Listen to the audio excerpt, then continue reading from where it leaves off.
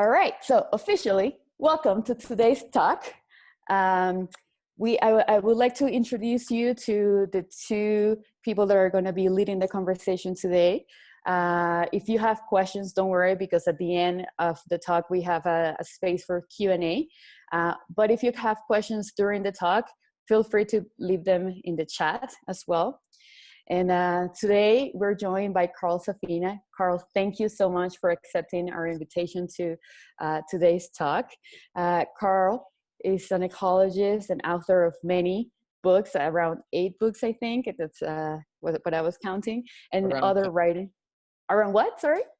Well, 10 if you count all the children's books. All right, so 10 books and other writings as well about the human relationship with the natural world. And one of our objectives at SWAHA is to help us remember that we humans are nature and to remember to love all living beings. And that's why today this talk is so important and so beautiful to us, because to accomplish that, we also know and we also understand that we need to understand our co-inhabitants of this planet, because when you understand something, you love it and then you protect it. And so today's talk is directed to understanding a little bit more about the life of the animals. Like, who are they? How do they think? How do they relate? What kind of relationships they have? And how similar is their consciousness to ours, to the human consciousness as well. And so thank you so much, Carl, again, for giving us the time and sharing all of your experience and the things you have learned from the animal kingdom. And Nicolás, who I had mentioned before, is going to be also participating in this talk. He's going to be moderating, but he's also going to be sharing some of the things that he has learned, because Nico is an environment activist who's a journalist and documentarist who has won 2 Emmy Awards because of his work in documentary. And he has worked with many leaders around the world, helping raise awareness about environment issues. And that's how also he's connected, with all of these amazing people that we have been able to bring you to this space. So before I give the word to Manu and Nico, I want to thank again all of you, and to thank also the people that have been with us since the beginning of these talks. You have been here with us like 4 or 5 times. So thank you so much. I love seeing all of these familiar faces. And to the new people that just found out about us, thank you also for being here. And before we start the talk, we usually like to start with a little meditation or breathing exercise guided by Manuela. So we're going to get started with that. Great. Thank you, Joa. Thank you, everybody, for being here. So as Joa was saying, we like to do a very short meditation so that we can let go of the mind chatter or any to-do list, so that we can be totally present to the conversation and absorb as much as we can. So I invite you to close your eyes and to take a deep breath through the nose. We exhale through the mouth. Make a sound so that you really release whatever is there. Inhale through the nose. And exhale. Let's do it one last time. Inhale. And exhale. You can do like a little movement of the body. And then let's be still. And just visualize a light in between your eyebrows. And as we always do, let's visualize. I want you to remember an animal, a pet, or any other animal that you've had the opportunity to live with or share some time with, someone special to you that is not a person, but an animal. I just want you to picture that in your mind. It could be your cat, your dog, a cow, and just be there with that animal and just feel how it feels to be with that animal. And just stay there.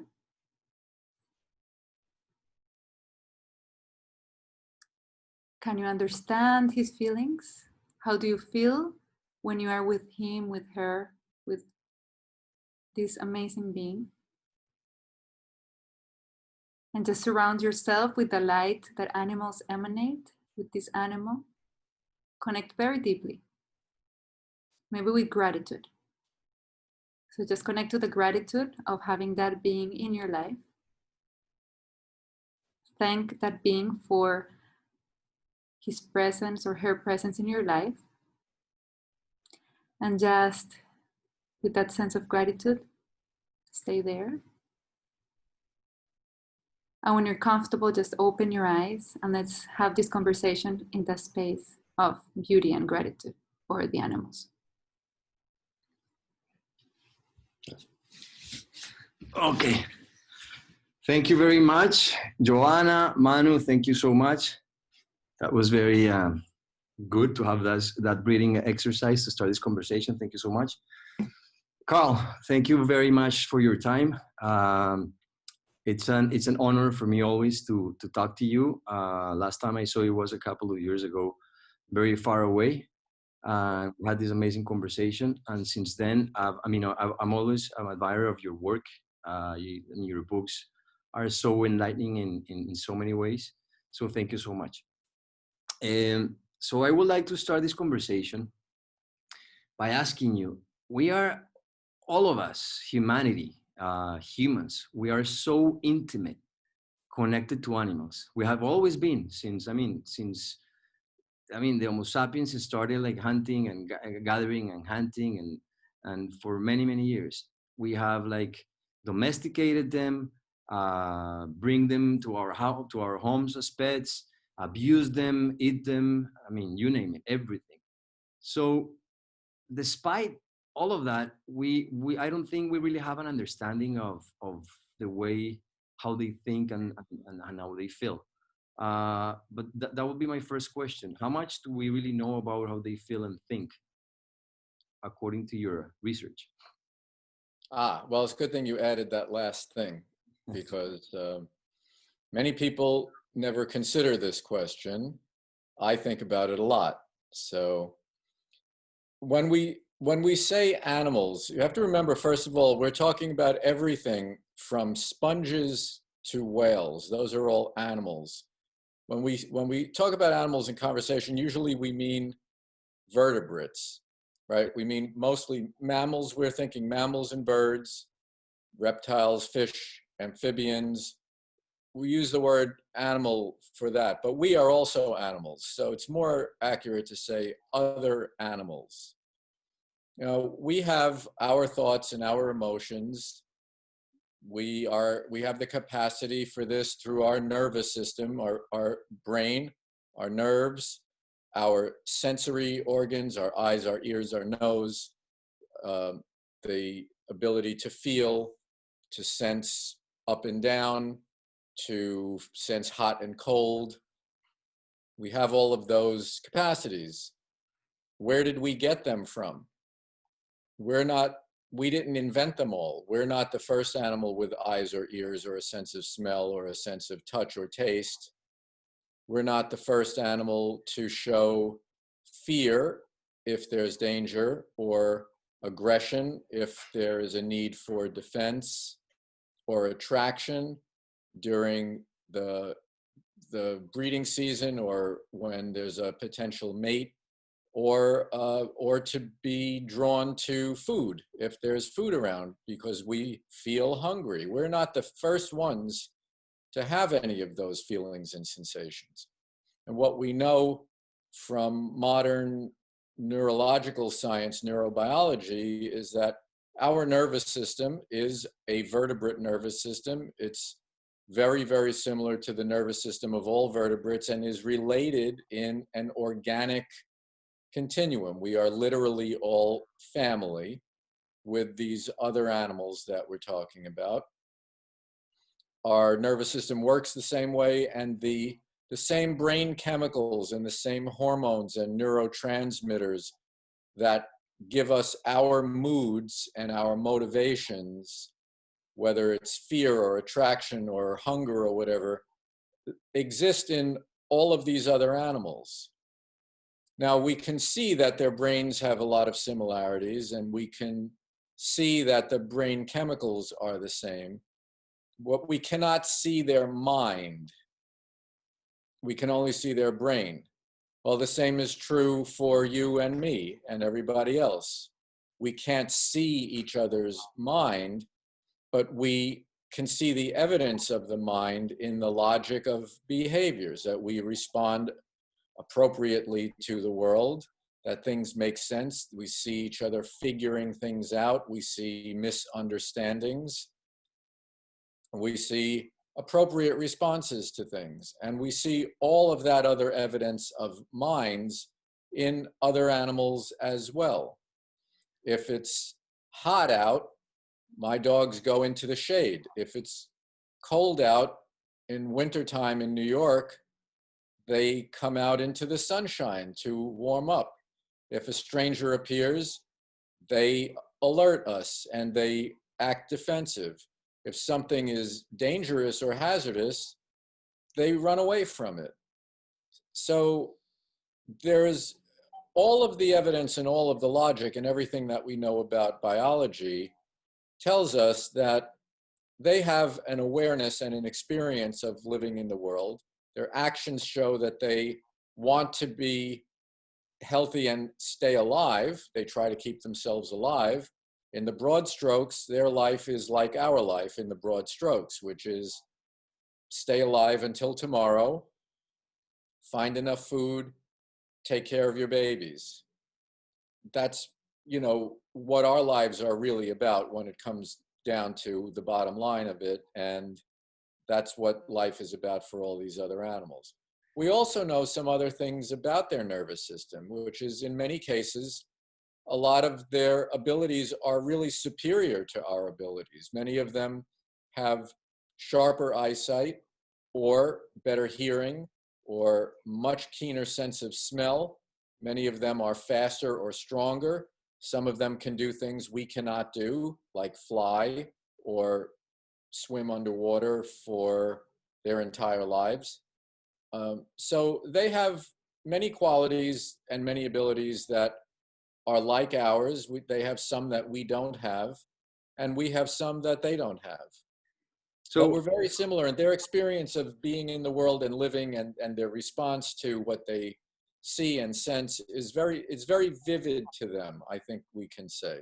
What you say is very obvious. I mean, we share everything. I mean, we share the same organs, nervous systems. I mean, eyes, is the sense, right. Everything, we share them. So why is it so difficult for us, for our society, to give them, I mean, all the similarities we understand, but when it comes to the mind and to the feelings, the senses, we don't give them that as a society. Why do you think it's so difficult for people to understand that?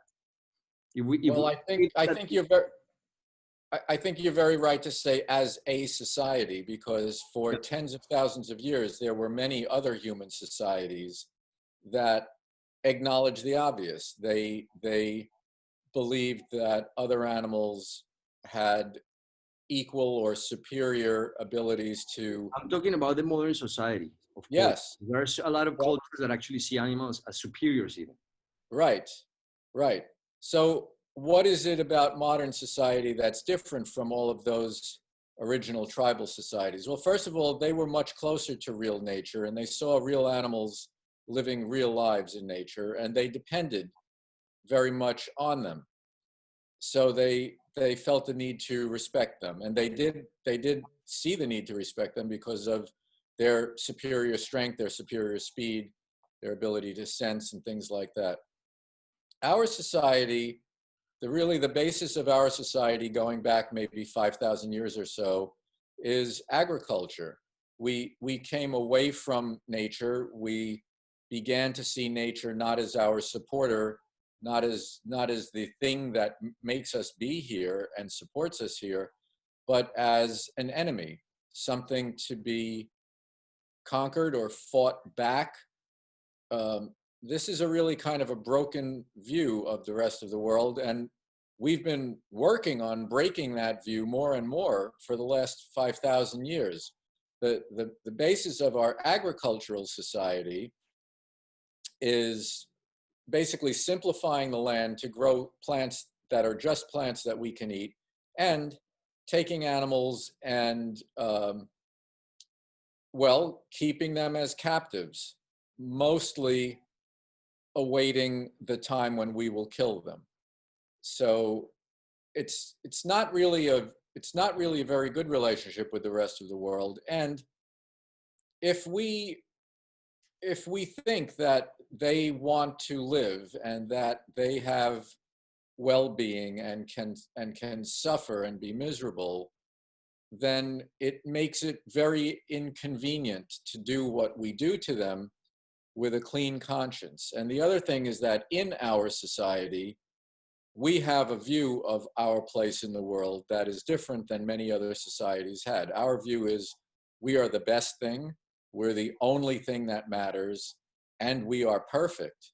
So the idea that actually other animals matter, other animals want to stay alive, other animals want to avoid pain, makes it very hard for us to function the way that we have constructed our society based on agriculture and animal farming. So I think that those are the things. It spoils our favorite story to say that they can think or feel anything. Our favorite story is that we're the best, we're the only thing that matters. Agree. And before we get to that, because that's a very important point that I really want to discuss with you a little bit later on, but every human is the same but different, and we consider every individual important. Can we say the same thing about animals? Yeah, we can say that for many animals, where people have tried to study personality in different species. You know, my definition of personality is responding differently to the same stimulus. So some people come into a crowded room and they want to meet everybody and they're very friendly. Other people come into a crowded room, they're shy and they're intimidated. So that's different personalities. The same crowded room, different people respond differently. And every study where people have looked for personality in other animals, they have found it. And we know from the very few animals that many of us are acquainted with, which is basically, many of us have dogs or cats. Yep. And those are, for most people, those are the only animals that we have a close relationship with. We can see easily that our dogs and our cats all have different personalities. Some are bold, some are shy, some like fun, some like to lie around and be lazy, some are very energetic, some are smarter than others. So they have their personalities and we have our personalities. I wouldn't say that other animals are the same as humans. I would say that all humans are different from one another and all species are different from another. And within that, most individuals of many species also have individual differences that we could call personalities. But those differences are their kind of differences. Our differences are our kind of differences. Yeah, I find actually very unfair and actually very stupid, to be honest with you, for us to compare animal intelligence under the same metrics as human intelligence, because I think their intelligence is unique in their own way. The same thing that our intelligence is unique in our own way. But to compare them, I think it's not fair. It's stupid, and I think it doesn't really tell us a lot about animals. What do you think about that? I mean, I totally agree with you. It's like we have an answer sheet to a test on how to be human. We apply that test to all other animals, so they all fail because they're not human. If we took a test of how to be elephant or how to be chimpanzee, we would fail that test. And there are many things that we value that they do better than we do. For instance, we value peacefulness. We value family. There are many other animals that are much more peaceful, much less violent, much more family oriented. Elephants that I mentioned are one of those kinds of animals. What do we do better than all the other animals? We manipulate things with our hands. We tinker around. We do those kinds of things. So if other animals can't do that, we say, oh, they're so stupid. What we don't say is, well, elephants don't kill each other. Elephants are totally devoted to their family. Maybe they're better than we are in that way. Maybe if we're so smart, maybe we can see and learn from that there are better ways to be human. If we think we're at least as good as them, why don't we be as good as them in these ways that, you know, we say are valuable, like peacefulness and community and things like that. I mean, in your book, Beyond Words, which is, I really recommend it, is an amazing book. I know you have another book out, is Becoming Wild, that I also recommend it. But in that book, you tell a lot of amazing stories about different species, like elephants and orcas and wolves. Can you share some of that? Like, for example, what you learned about elephants, in particular in that book, that are so, I mean, it's just amazing what they can do, that I just didn't know before I read your book. Can you share a little bit of that? Yeah, well, elephants live in female-led families. The females, the older female is the leader of the family. She's with her sisters and their daughters and all their young children. The males, when the males get to be adolescent, when they get to be teenagers, they leave. They have a different kind of a social life. First, the male groups stay together, and then some of the males are kind of single, but the females always stay together in a very close family, and they're very, very devoted to one another. The whole thing is really based around taking care of the babies and mutual help with safety for the babies, help for the babies if they get into some kind of trouble, and of course, protection from things like lions and other dangers that they have. So the thing that impressed me the most about elephants in the weeks that I spent with them and with these fantastic researchers who've been studying them for 40 years is all the different families are a little bit different, just like all the human families are a little bit different. Some of them have different family personalities. Within that, the individuals have personalities. Usually, when the eldest one dies, the older daughter who's in the group becomes the leader. But in one very famous group, the other ones didn't like that eldest daughter very much. She didn't make good decisions. She was always changing her mind, and they decided not to follow her. So a younger one became the leader there. So that shows that they kind of know what's going on. They make decisions. They understand each other. And that was, I have to say, it was amazing to me, but that's the way they've been for millions of years. They've been that way since before there were humans on the planet.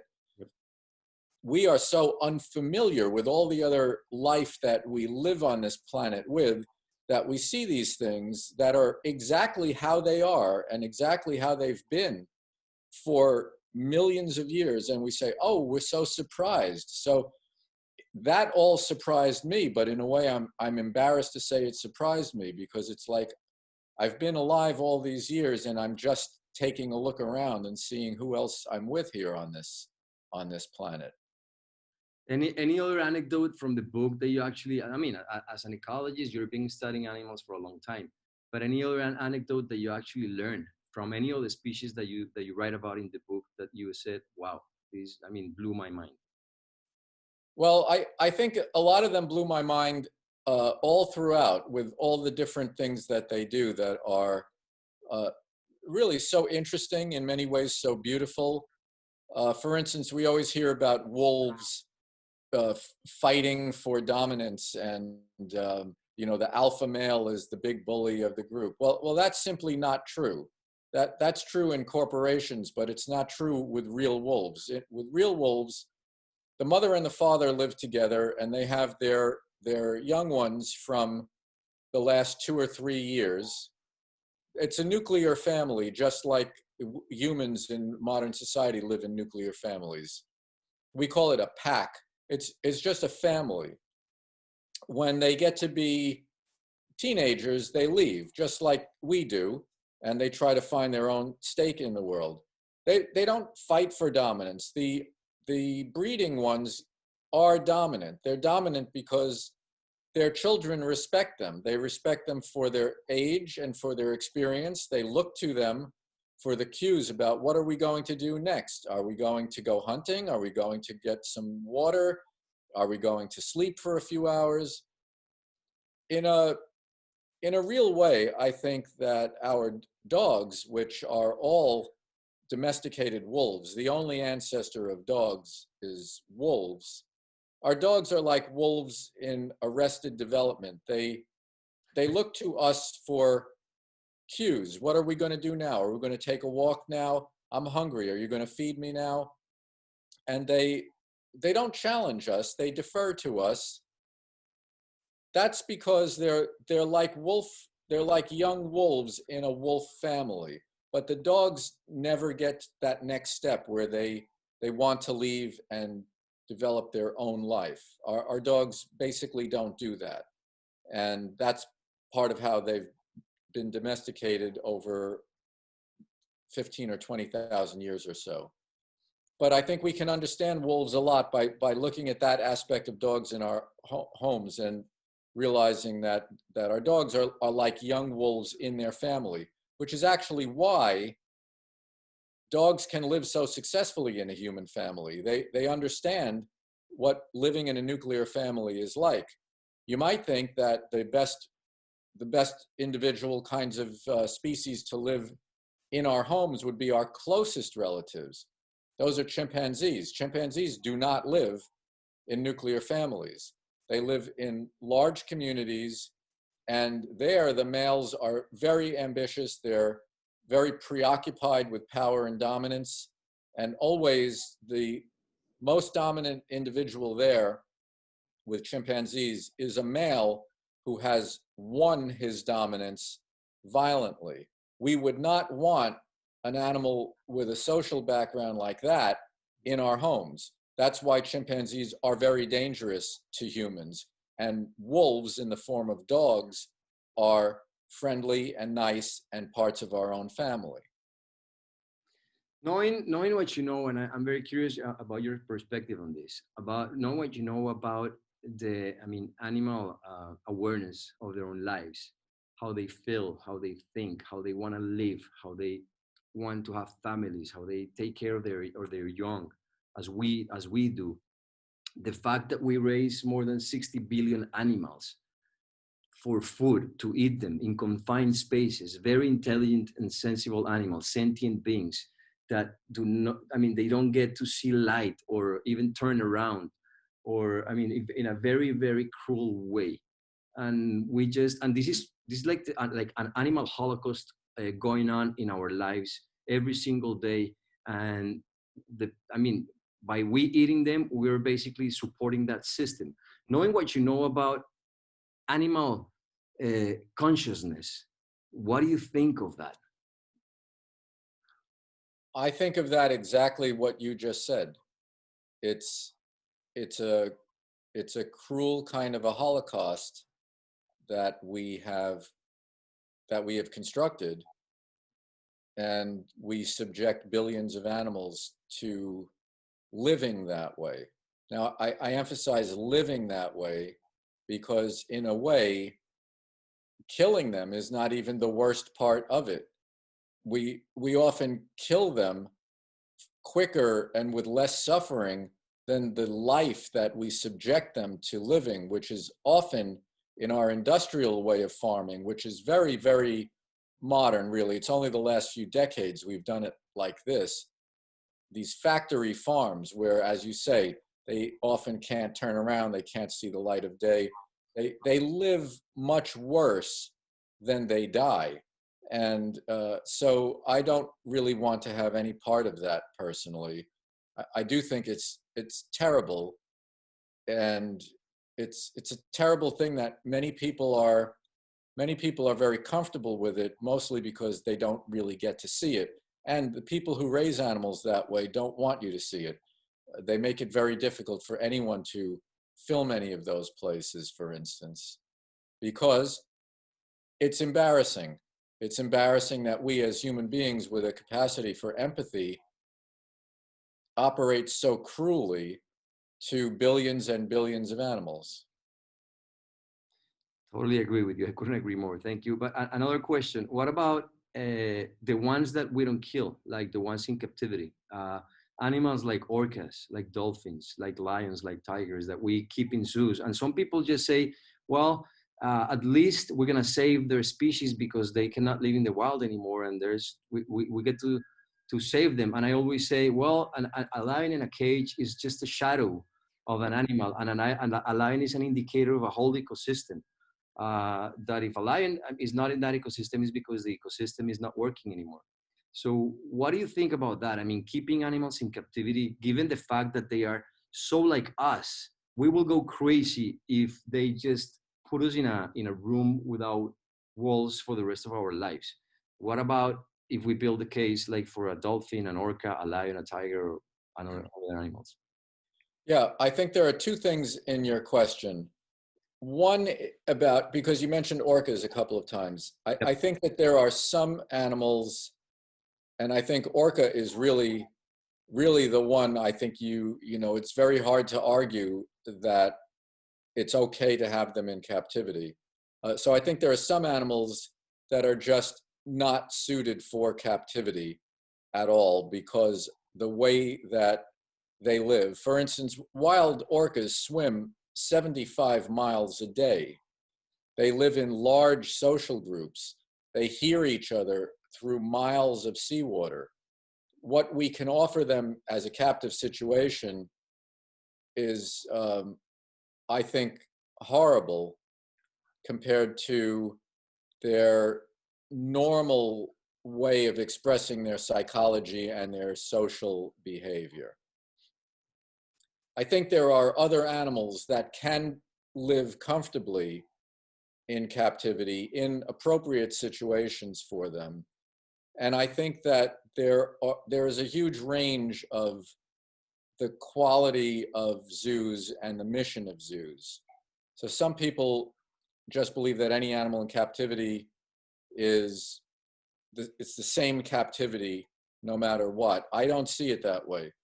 I see some zoos as really terrible, some ways of captivity as really terrible. And I've been to other zoos where very mindful of the social needs of a group, having groups that live together, that all the individuals know each other very well and they're all bonded and have relationships. They have a lot of space. The keepers are very aware of giving them a variety of ways of being mentally stimulated. I think they're okay. And I think that, well, I'll tell you, for me, well, there are two functions that zoos can provide. For me, as a little child in the city, in New York City, going to the zoo or to the aquarium was where I could see wild animals. For me, as a small child, that was very important for me. You could say, well, was it worth having these animals in prison?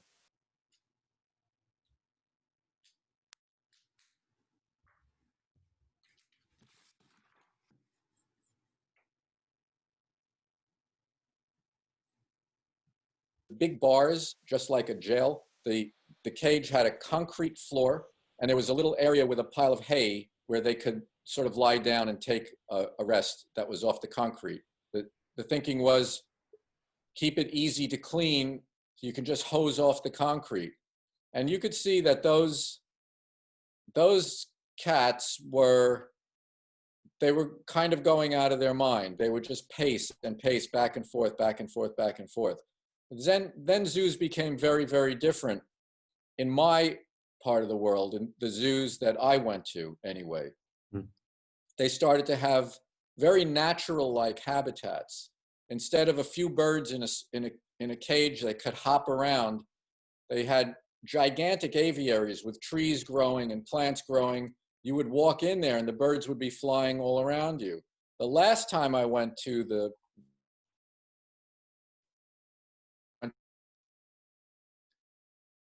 zoo in New York City, I watched a tiger, not in a cell like a jail cell, but in in a natural-like habitat with a pool and tall grass. And when a couple of ducks, wild ducks, landed in that little pond, the tiger started stalking them through the grass. So the experience of that tiger living in that habitat compared to the tigers that were there when I was a child is really completely different. That zoo, like the best zoos, they do a lot of important conservation work, not nonsense work, but important conservation work. And the reason that we still have bison left is partly because that zoo had the only bison in captivity when the number of wild bison went from 60 million to 23. So that zoo was important to reintroduce the bison and prevent them from extinction. The San Diego Zoo prevented the California condor from going extinct. At one time, all of the wild condors, which were only down to 6 individuals, they were dying because they were getting lead poisoning in the wild. They caught them all, put them in the zoo, kept them healthy. Now, this was about 35 years ago. Recently, in the past year, that program hatched its 1,000th condor egg, and there are now 3 free-living California condor populations. So there's a range of quality to zoos, and there's a range of experience of life for animals in zoos. And it ranges, in my opinion, from unacceptable and miserable to good and important for the future of the species. I agree with you that a lion in captivity, in any captivity, is a small shadow of what lions are really supposed to be like. But in my lifetime, we've lost about 90% of wild lions. If we're ever going to get through this bottleneck, I do think that for a few animals, it probably is important to have some captive populations when the wild is worse than the captivity for some of these animals. There is, I mean, something that bothers me so much, and I know a lot of people that are listening today have heard me say this before, but I just can't help it because it worries me a lot. I mean, in my, as you were saying, in your life,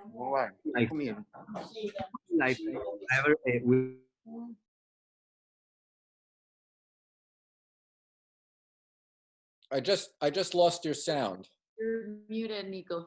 I'm sorry. Okay. No, I was saying, and I always keep saying this, in my lifetime, we've lost 50% of wildlife in general. And I also, there's another fact that I keep saying, because I mean, since I found about it, it drives me crazy, which is 10,000 years ago, before agriculture started, basically 90% of the planet biomass was wildlife, wild animals. Today, 99% is human and the animals that we raise for food. Only 1% is wildlife. So, and there's this whole thing about we are starting the 6th mass extinction that is going to be led by one single species, that is us. So my question to you is, can we really live or think that we can live without the other species that we share this world with? Well, very unfortunately, I think the answer is yes. Humans can live without most of the species that we most love. We can't live without bacteria. We can't live without insects. But let's look at, for instance, elephants, orcas, whales in general, apes, chimpanzees, gorillas, orangutans. We do not rely on any of those animals to exist. I mean, the experiment has been done. There are elephants in Africa. There are no elephants still living in the Western Hemisphere. 4,000 years ago, there were woolly mammoths in the Arctic in the Western Hemisphere. we live without them. We don't need them. That's the problem. They need us. One question. If we don't care, we will obliterate them from the earth. And all of the beauty, all of the uniqueness, everything that took tens of millions of years to create, we will wipe out, because in our stupid selfishness, we think if we don't need them, then we can destroy them. Those are two different things, right? If we don't need them, okay, leave them alone. But the idea that if we don't need them, it's okay to destroy them forever is morally bankrupt and shows the limits of human intelligence and the limits of human empathy. Because if we were really intelligent and we really had the capacity to care, we would want to make sure that we passed through this world and through this lifetime without hurting the world. Well, thank you. That's a very surprising answer, and that one that really scares me. But then my follow-up question would be, can we live without the ecosystems that these animals live in? The jungles, the forests, the savannas, everything. Can we live without those ecosystems that actually are providing a lot of services that we need to for our own lives?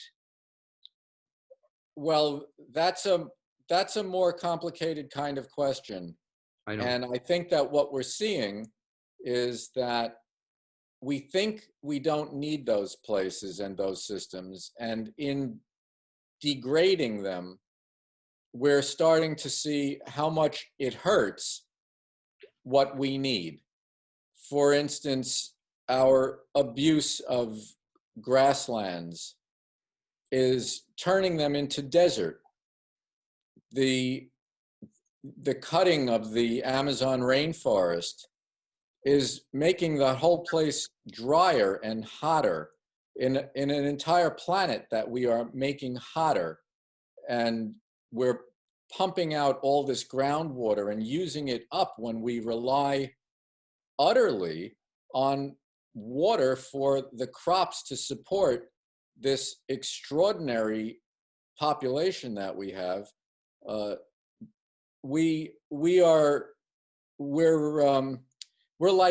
like rich people who are spending all the money in our bank account. And because we still have a lot to spend, we're spending it very fast, but we're still spending it. We think it's okay. And I think we're going to find out that we're going to start coming up against some limits that are going to be really, really bad for people. So if you say that we can live without this species, what will be the consequence, if any, of having all wildlife to disappear from the planet? We will live a very grim existence with the lack of beauty and the lack of inspiration from nature that is a large part of what makes us the human beings that we like to think that we are. And we'll all just be working to make things to sell to one another. It's we think that beauty is something that we don't need because it's just aesthetics or it's just superficial. What we really need is shelter and food and water. Well, if all we have left is shelter and food and water, we will find out that what made living worth the effort and worth all the work it takes to stay alive was the beauty in life that we are destroying. Yeah, I agree with you on that part. I have to disagree on the other, because I always say that we cannot make it without the other species on this earth, because I think every animal and every plays a very key role in making sure that the ecosystem actually works. And if we break down this ecosystem that actually providing the services that we need to survive, at the end of the day, we're gonna, go extinct the same way we are driving this species to extinction. So I personally don't think we can live on this planet without the rest of the species that we share it with, because to make this ecosystem work the way they work, we need all of these different species. And I'm not talking about the charismatic species that you and I know, the elephants, the giraffes, the rhinos. I'm talking about every single species, all the insects, everything that needs for an ecosystem to actually work, to provide oxygen and good soil to for our crops, and clean water and clean air and everything else. Well, we are degrading those things as well. For instance, the warming and the acidification of the ocean is causing the plankton populations to decline quite noticeably, quite measurably. When they decline, the ability of the ocean to produce fish declines.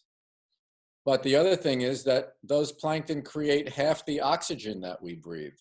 So in degrading the things that run these systems, because we don't really care about the systems, we are running a very risky experiment about the future of our species and the quality of our life. Can we, if we leave them alone, the animals, can they make it back? I know. I'm saying this because we have driven these populations of many animals almost to their extinction. La vaquita marina in Mexico, in the Gulf of Mexico, as you said, we depleted populations of lions in, almost 90%, and we can say that about many other species. Do you think that if we just leave them alone, can they make it back? If they have room to live, they can make it back. One of the reasons that I started working on fisheries conservation was that the reason that the fish were depleted was we had just killed a lot of them, but they still had the ocean that they could recover in. It wasn't that we had built cities in the ocean and farms in the ocean so that they didn't have a place anymore. But on land, we have built cities and farms, and they don't have a place anymore. If the human population declines enough to give them the room that they need, yes, they usually have shown a tremendous amount of resilience and a tremendous ability to come back. If we accept their presence and we want to just accommodate them in and around the places that we live, yes, they will come back. We have, for instance, in the neighborhood where I live, we have hawks and owls. I live in a pretty suburban neighborhood. And a couple of generations ago, people would just shoot those birds. But now there's no reason to shoot them, and they can live around us and among us, and that's part of the solution as well. But they do need room. They need a place to live. If the reason that lions have declined and giraffes have declined by 80 or 90% is because most of their habitat is now farms and roads, they can't recover where they can't live. Do you see, hope? Are you hopeful that, are we ever going to change the way we treat animals? And everything is, now that we're talking about this whole crisis, the coronavirus is connected exactly to the way that we treat animals. Everything started of the wet markets in China.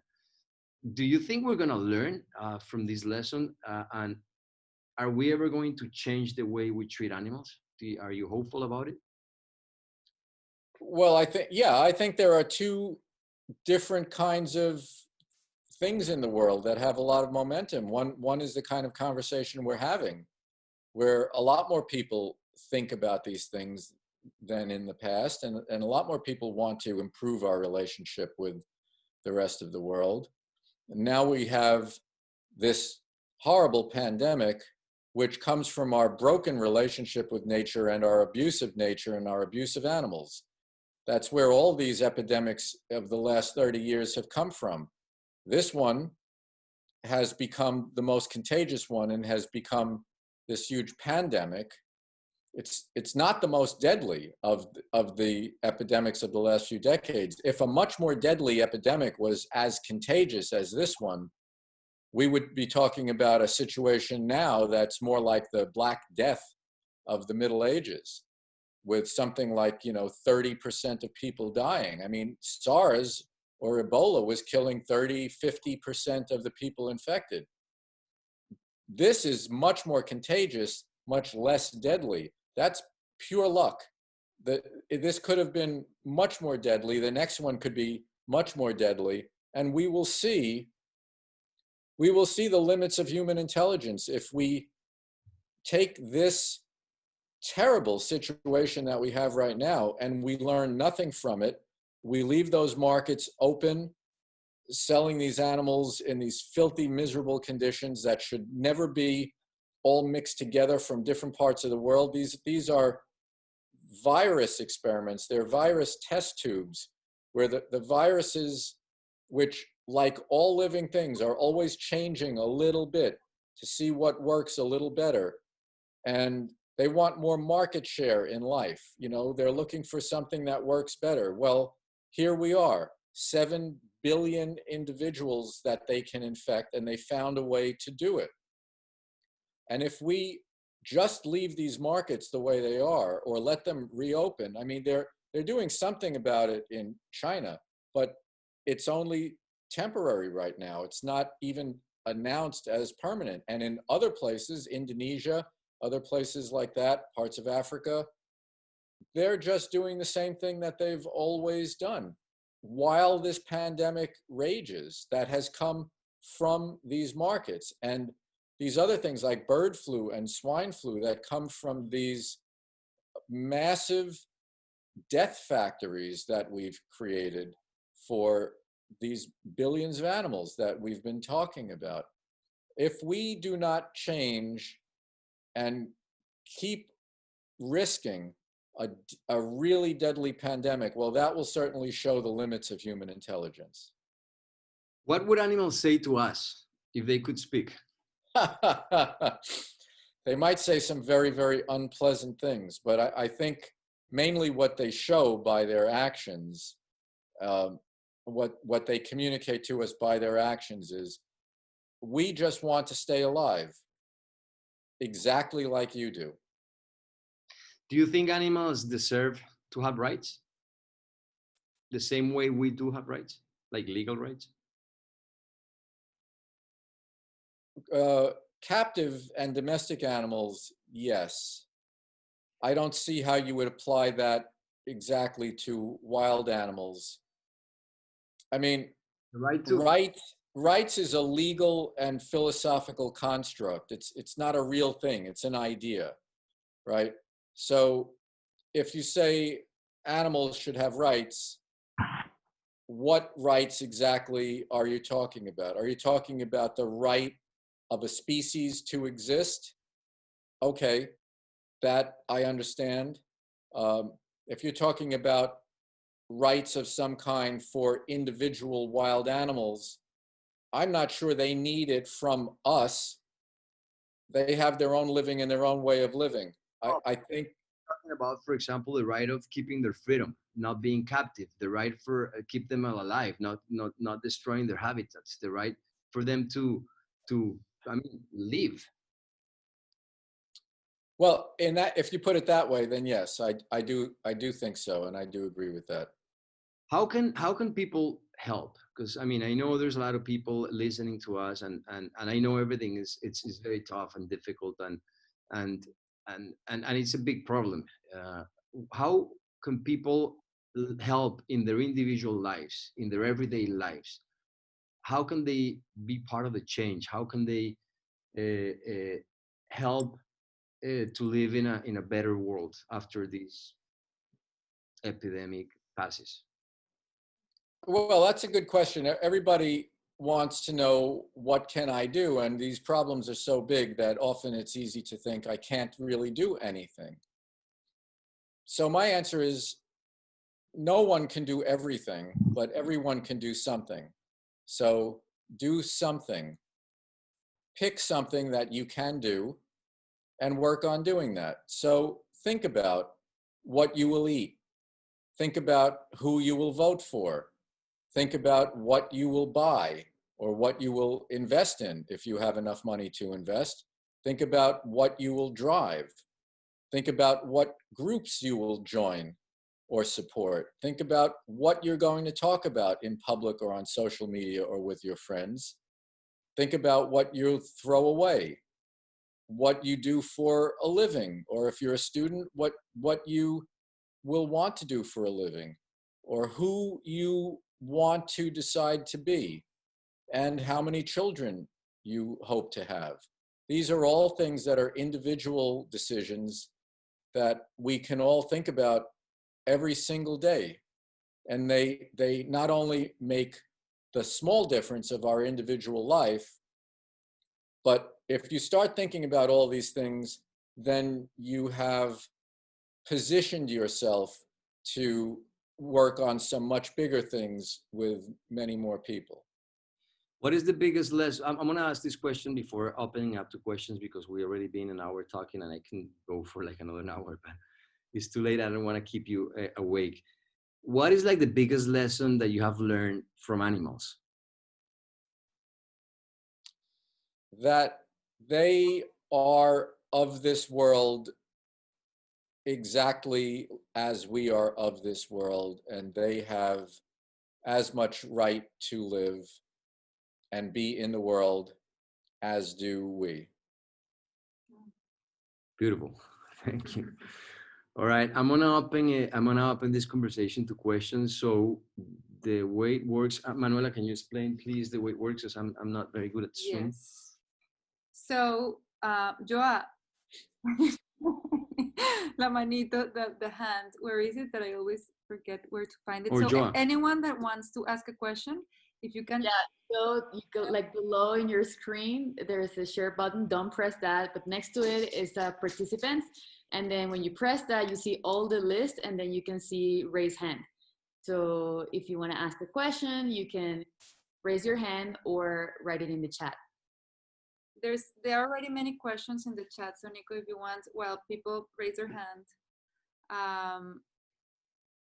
Here. Okay, well, they raised there's a pretty interesting question here, Carl, that I see in the chat. Well, people get courage to ask questions.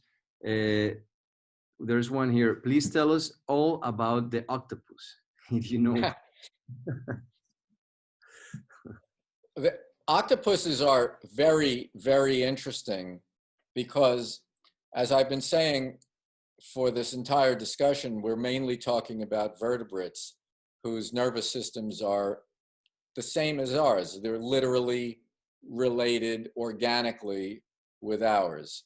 But that's not true for octopuses. The last common ancestor we had with an octopus was something that was like a worm. The intelligence of octopuses and their eyes and their whole nervous system and the way that they behave, the way they observe, the way they manipulate tools, the way that they, in captivity, they decide they like some people and they don't like some other people, that evolved completely independently of our nervous system and our intelligence. Octopuses do not have a nervous system like we do. They have neurons like we do. That's about as much as we share with them, but they have a decentralized brain. They have like 8 brains, all interconnected with one another, and yet we can play with them. We see them respond. We can respond to them. It's the closest thing on Earth to an intelligent being from another planet, and we can recognize that they recognize, and that I think is a really interesting and amazing thing about them. Wow, pretty amazing animal. There's another question here. Do you think animals are aware of their own mortality? I think some, well, are they aware of the inevitability of their death? I don't think so. I'm not sure. And I think the only reason that we are aware of the inevitability of our death is that we are taught that.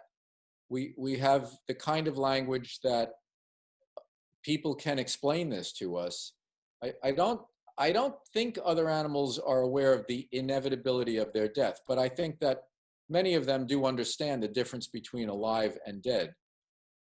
And many of them understand that when they're in danger, something very bad may happen to them, which I don't know if they know that could be death. I mean, chimpanzees seem to understand really a lot about death because when they're at war with a neighboring community, they very much try to kill individuals that they are trying to kill. It's not, they don't accidentally die from a wound that they got in a fight. They really do try to kill them. And if they think that they're dead and they're trying to kill them, they will wait to see if there's any sign of breathing or any sign of life. And if there is, they will continue to beat them until they're dead. So they do really understand what's going on with that. And I think that when they're fighting, I think they understand what the stakes are, that they could be killed. It seems that way. Okay, thank you. Sophia has a question. So, Sophia, go ahead. Hola. Hi. No, sorry, it was me raising the hand. Hi, Carl. Thank you so much for your time, and thank you for organizing this. I wanted to ask, well, first of all, I was shivering with what you said, goosebumps on my skin and everything. I agree with a lot of things that you say. Thank you. I wanted to ask you, in your personal experience, because I see you've been doing this for a long time, and you've probably spoken to a lot of people that don't have the same knowledge as you do. And I wanted to ask how you think the best way to cure speciesism is, because as you said, a lot of people love certain types of animals, but we've completely disregarded, non-wild animals. And I don't know, I guess when you make that connection, it's hard to show that to somebody else because they already have those values. So yeah, I guess that's my question. How can you cure that speciesism, or how do you think that we as a society can do that? I know it's a loaded question, but it's something I always ask myself. Yeah, it's a big question, and I think one of the things that we have found out as we try to have these conversations and they turn into arguments is that arguing with people is not very effective. It's more effective if you can sort of meet them where they are in their values and in their life, and try gently and with compassion for where they are with their understanding to try to show them a few new ideas or a few new things. If you beat people over the head with it and you make them feel guilty or feel bad, the conversation usually ends. They don't want to talk about it. They don't want to talk to you, or even worse, they'll just really dig in and stop even thinking about it. So I think what works is to meet people where they are. The best people to carry this kind of conversation forward are people who have been there. People, let's just say we're talking about killing animals for food. Let's just narrow it to, that's the subject, killing animals for food. The best people to talk about that are people who used to eat meat every day and have decided not to, and why they have decided not to. Or people who don't say, stop eating meat to people who eat meat every day, but say, maybe stop eating meat twice a day, stop eating meat 7 times a week. Maybe, for all of these reasons, you can improve without trying to tell people this is the perfect way of doing it. You have to be perfect or else you're not good. I mean, I've seen vegans get into fierce arguments with vegetarians, because they think that their way is the only good way. Well, nobody can be perfect. If you're an animal on this planet, you have to live by eating something. Plants don't have to live by eating something. Plants create life from non-life, but animals have to eat something, and they either eat animals or they eat plants. And there's no perfection. If you're trying to honor living things and you're an animal, you have a problem. The problem is you have to kill something to eat it. And there's no perfection there, but there's improvement for all of us in the way that we live every day. So, I think the idea of being gentle, I think the idea of trying to find people who have come the distance already and can be good at communicating it, and understanding that nobody has the answer to everything and nobody is perfect. I mean, people who are vegan, okay, great. They're vegan, but they probably still use fossil fuel. They probably still drive cars and get into airplanes. I know a vegan who has a terrible diet. She eats a lot of junk food. You know, it's vegan junk food, but it's bad for her. I know people who are vegetarians. They have lots of children. Well, that has a huge effect on the world also. So, you know, there are trade-offs and things get complicated. And that's why if you understand that things get complicated, you shouldn't come off like what you do is perfect or you have all of the answers. I think we all have some of the answers, and the idea of trying to get better, I think, is more appealing than to tell people this is the one perfect way to go. Thank you. All right, so one last question, Carl, and I promise you we let you go. I have here a question from someone in the chat. Can animals feel complex feelings, love, resentment, hate? Those are very simple feelings. Those are very basic feelings that a lot of animals feel. Let's talk about love. Love is the thing I love to talk about humans and animals. What do we mean when we say love? We have this word. It's a simple word. It has 4 letters, love. We say, I love my mother. I love ice cream. I love shoes. What are we talking about? We're talking about a lot of different things. If we talk about that kind of love that we have, that warm kind of love for another human being, what does that feel like? It feels like you want to be near that person. You want to see them. You want to be physically near them. You want to touch them. That's what love feels like. Well, we have 3 dogs. Our dogs sleep on pillows on the floor in our bedroom. We have never fed them in the bedroom. There is only one reason that they come up to the bedroom at night and lie down on their pillows, and that's because they like to be near us. And that's what love is. Wow. Well, Carl, with that, I'm going to let you go. Thank you very much. I really appreciate your time. It was a pleasure to talk to you again. We should do this sooner than all these years that have passed, right?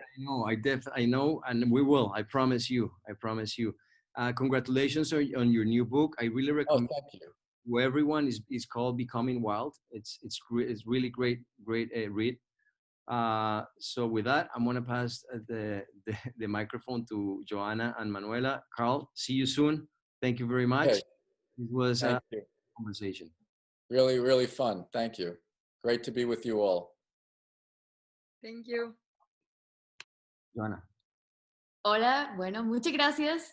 Thank you all for staying and for being part of this conversation. And thank you so much, Carl and Nico, for sharing your thoughts and your opinions on, you know, the animal kingdom and the little we know about it. Before we close, is when I would love, Carl, if maybe you can say some words about your book, so that we encourage people to read it and to get to buy it. So if you can, before we close, say something about your new book. Okay, just very quickly. My new book is called Becoming Wild. It's about how animal cultures raise families, create beauty, and achieve peace. That's the whole title of it. The book Beyond Words was about what animals think and feel. This new book, Becoming Wild, is about culture in animal. Culture is what they don't get from instinct alone. It's the things that they learn in their social group that answers the question, how do we live here where we live? It's skills, it is attractions, and it is a group identity that they learn in their social groups. It's very, very similar to what culture is for humans. Their cultures are very different from our cultures, but what the origin of culture is, the questions it answers. A remarkable amount of other species have and totally rely on cultural learning to understand who they are in the world and how to live in the world. So that's what it's about. So thank you for that. Thank you. Thank you, Carl. Thank you. And well, I think I put all the information in the chat as well for how you can reach out to us. There's our Instagram, our newly created newsletter. You can email me directly if you want to collaborate as well. And so before everyone leaves, please unmute your microphones and say a big thank you to Carl and Nico for this time and for sharing their knowledge and experience. Thank you. Thank you very much, everybody. Thank you, Carl. Thank you so much. Thank you. Thank you.